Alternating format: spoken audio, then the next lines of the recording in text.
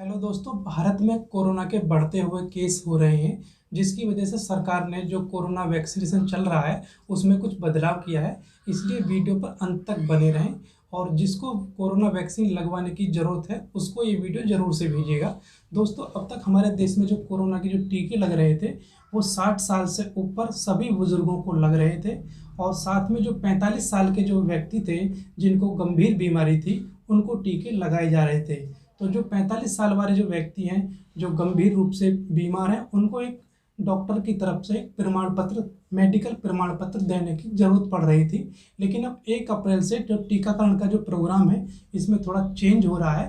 अब 45 साल से ऊपर सभी व्यक्तियों को कोरोना के टीके लगाए जाएंगे, जिसमें किसी भी तरह का मेडिकल सर्टिफिकेट आपको देने की ज़रूरत नहीं है।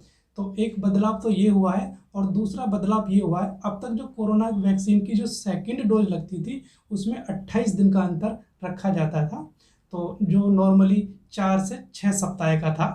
और अब जो नेक्स्ट जो शेड्यूल होगा 1 अप्रैल से, उसमें जो कोरोना वैक्सीन की जो दूसरी जो डोज है उसमें 4 से 8 सप्ताह का जो गैप है, इंटरवल है, वो रखा जाएगा।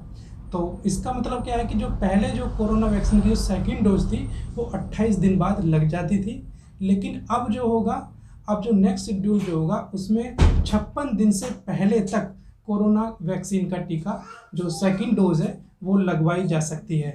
तो इसका कारण क्या है कि दुनिया भर में जो कोरोना के वैक्सीन के ऊपर जो ट्रायल होते हैं, जो तीसरा फेज जो था उसके जो ट्रायल हुए हैं उसमें ये पाया गया है कि कोरोना वैक्सीन की सेकंड डोज को यदि हम 6 सप्ताह बाद अगर लगाते हैं तो उसके जो एफिकेसी है वैक्सीन की वो बहुत ज़्यादा बढ़ जाती है।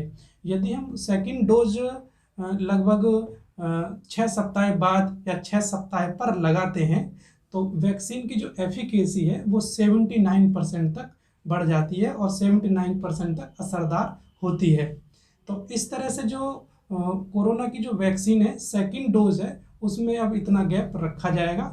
हमारे देश में जो कोरोना वैक्सीन है इसमें सेकंड डोज में 8 सप्ताह का जो अंतर है वो रखा जाएगा, क्योंकि बाकी देशों में क्या है कि वो 8 सप्ताह से ज़्यादा का भी अंतर रखा जा रहा है। उसका कारण क्या है कि वहाँ पर वैक्सीन पर्याप्त मात्रा में नहीं है, इस वजह से 8 सप्ताह से ज़्यादा का समय लिया जा रहा है। हमारे देश में कोरोना की जो वैक्सीन है वो पर्याप्त मात्रा में उपलब्ध है, इसलिए भारत सरकार ने 8 सप्ताह तक का ही टाइम दिया है जो सेकंड डोज और फर्स्ट डोज के बीच अंतर रहेगा। इस तरह से कोरोना की जो वैक्सीन है वो दूसरी डोज लगाने का मतलब यह है कि अब ज़्यादा से ज़्यादा लोगों को इम्यूनाइज किया जा सकता है, वैक्सीनेट किया जा सकता है, क्योंकि प्राथमिकता वाले जो ग्रुप हैं उसमें ज़्यादा से ज़्यादा वैक्सीन लगवाई जा सकती है और जो कोरोना की जो फर्स्ट डोज है वो ज़्यादातर लोगों को लगवाई जा सकती है। दोस्तों, अपना टाइम आने पर आप वैक्सीन ज़रूर से लगवाइएगा और आप लोगों से मेरी हाथ जोड़कर निवेदन है कि कोरोना वैक्सीन के बारे में जो भी भ्रम है उसे बिल्कुल भी ना फैलाएं और अफवाहों पर ध्यान ना दें।